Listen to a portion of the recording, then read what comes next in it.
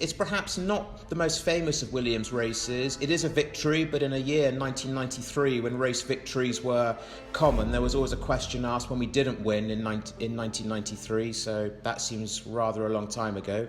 But it was Damon Hill's victory at Spa-Francorchamps for the Belgian Grand Prix, and as I grew up and began to understand more about racing, I quickly latched on to Spa as being one of my favourite tracks.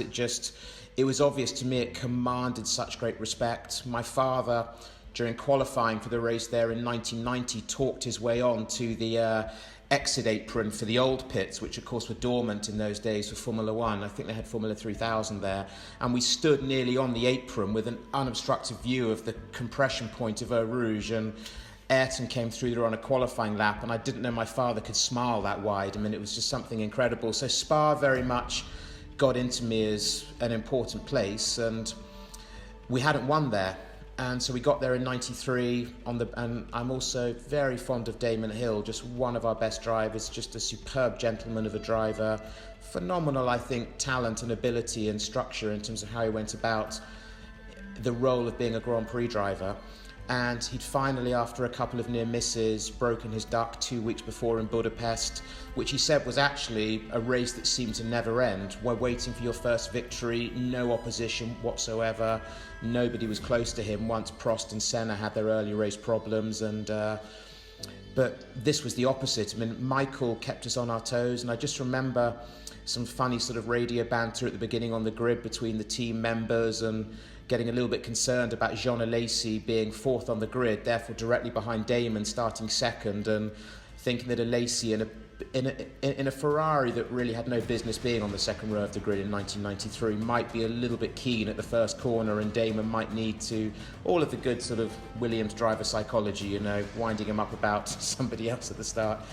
And then all the way through to just the euphoria of Damon's, like, almost screaming, there weren't words, on the slowing down lap, just how pumped up he was. It was just a great race. I mean, it was a first and third finish. Michael did manage to split us in the Benetton, got between Damon and Prost in the sister car, but it was just a flat out fantastic motor race at an incredible circuit with one of our great cars, the FW15C. And again, a little bit like going back to Nigel Mansell, you can't really not have a discussion of this nature without mentioning Damon Hill. I mean, along with Nigel and Alan Jones, who we've already covered, I sort of, again, it's a very, very tough call with a great privilege of choice, but I sort of do consider Alan, Nigel and Damon to be sort of the three big Williams drivers, combining sort of what they've meant to the team, how they've connected within the team, and the success that they had in terms of the quantity and the quality of that success. So again, I mean, just one of Damon's superb races. Most people would pick races from 94 or 96 for a Damon Hill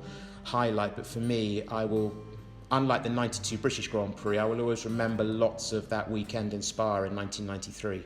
Another interesting point you make there, Jonny, because if you look at those three drivers, Jones, Mansell, Hill, the one couple of things they have in common, none of them were rated massively in their early days, and so they had to build up a resilience to people not rating them and playing the big points therefore when they came. In Damon's case, his big chance at Williams, same with Nigel with Lotus, Alan of course with Shadow. It meant nothing to them because they'd already been fighting so hard to get where they were, and it became relatively easy. They weren't the fated drivers from Formula Ford upwards.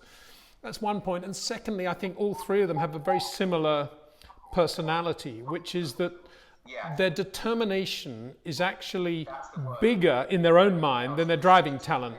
Yeah, they've got this ability to, I'll get that done. Yeah, I'll pass him. I'll do this. And you always knew with all three that they would do something dramatic at some point of the race weekend.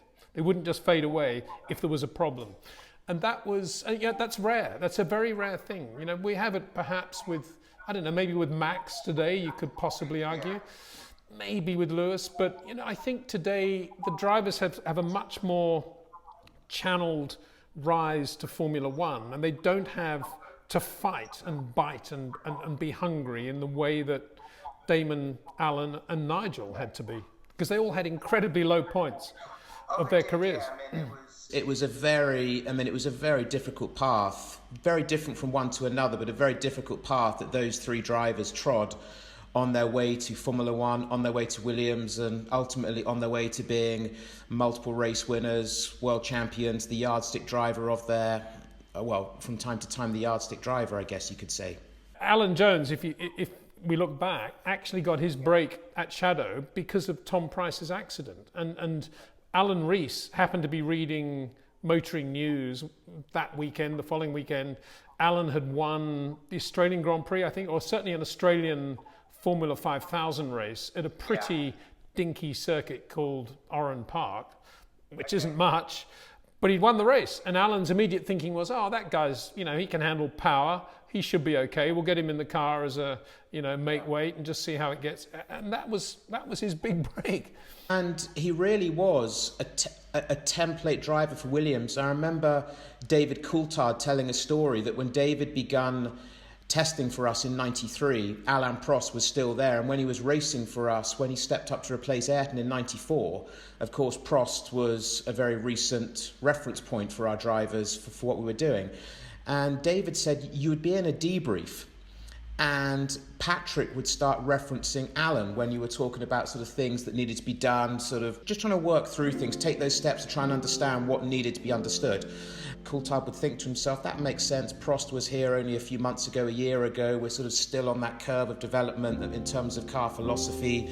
But as Patrick would go deeper, David would say, well, this doesn't really connect. I drove the car that Prost raced. This isn't really connecting in terms of what he's saying about the mechanics of it all.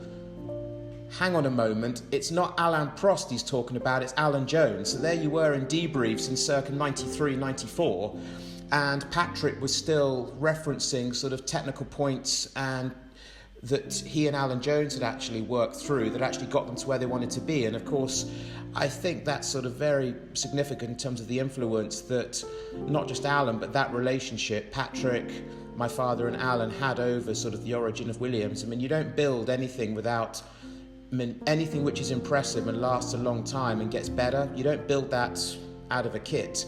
You don't go to IKEA for that. You have to build phenomenal foundations if you want to produce those palaces or those gems of architecture which last for decades. And that was what we were doing with Alan Jones during those times. And you know what, Johnny? Those fundamental foundations still matter today. It's very easy to say, oh yeah, Alan Jones, driver from the past. But I can tell you now, the sort of things Alan would want from a race car and the sort of things an engineer would want to have for his driver are exactly the same now as they were then. The basics are the same. The people that dismiss those, the people that would start building a house on the roof, that's sort of what they are. So there's just no point really.